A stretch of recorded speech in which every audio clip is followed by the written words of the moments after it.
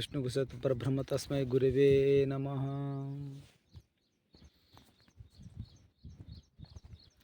ఆంధ్రప్రదేశ్ ఎలక్షన్ల గురించి చెప్తున్న ప్రజలకు ఈ ఆత్మస్వరూపం ఎంతవరకు నిజం, ఎంతవరకు అబద్ధం. ఎందుకంటే ఈ ఆత్మస్వరూపాలు ఎంతోమంది కూడా దీంట్లో మరణిస్తున్నారు. దీన్ని సరైన సిచ్యువేషన్లోకి తీసుకుపోలేక దాని కొరకే నా ఆత్మస్వరూపం ఎంత పసికట్టింది అనేది నాకు నిర్ధారణ కావాలనే 10 మంది ప్రజలకు తెలపాలనే దీన్ని తెలుపుతున్నాను. పవన్ కళ్యాణ్ జనసేన 17 సీట్లతో ముఖ్యమంత్రి కాబోతున్నాడు. 17 సీట్లతో ముఖ్యమంత్రి ఎలా కాబోతున్నాడు అంటే దీనికి నిజంగా అంటే ఒక ప్రశ్ననే దీనికి. దీని నుండి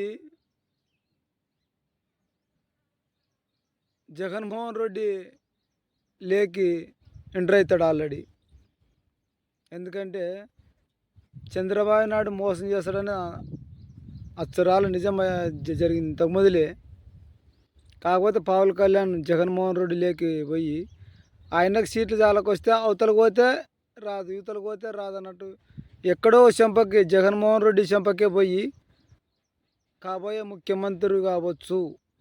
దీనికి 100.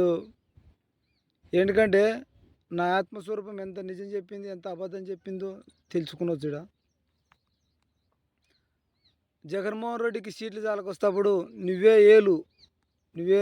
ముఖ్యమంత్రి కానీ ఆ 17 సీట్లకే పవన్ కళ్యాణ్కు కూడా ముఖ్యమంత్రి పదవి కట్టబెట్టే అవకాశం ఉంది. ఇది దాని కొరకే నా ఆత్మస్వరూపము ఆ పరమాత్ముడు ఎంత తెలిపిందనేది కూడా నాకు గుర్తించాలా.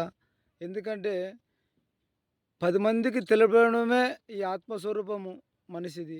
లేకుంటే దీన్ని పట్టుకొని ఎంతోమంది కూడా మరణించిన వాళ్ళు ఉన్నారు, ఎన్నో తప్పులు చేసిన వాళ్ళు ఉన్నారు. దాని కొరకే ఈ ఆత్మస్వరూపము సామాన్యది కాదు, సాక్షాత్ భగవంతుని నీళ్ళలే అని నమ్ముతూ రేపు రాబోయే ఈ ఎలక్షన్లలో పవన్ కళ్యాణ్ 17 సీట్లతో కాబోయే ముఖ్యమంత్రి అవుతున్నాడని తెలుసు. జగన్మోహన్ రెడ్డి కూడా 53 సీట్లతో ఓడిపోతున్నాడని కూడా అర్థమైంది. దీనికి అడదానికి ప్రజల్లోకి నా లోన పెట్టుకునేది కాదు, ప్రజల్లోకి పెట్టాలనేది నా కోరిక. ఓం నమః శివాయ.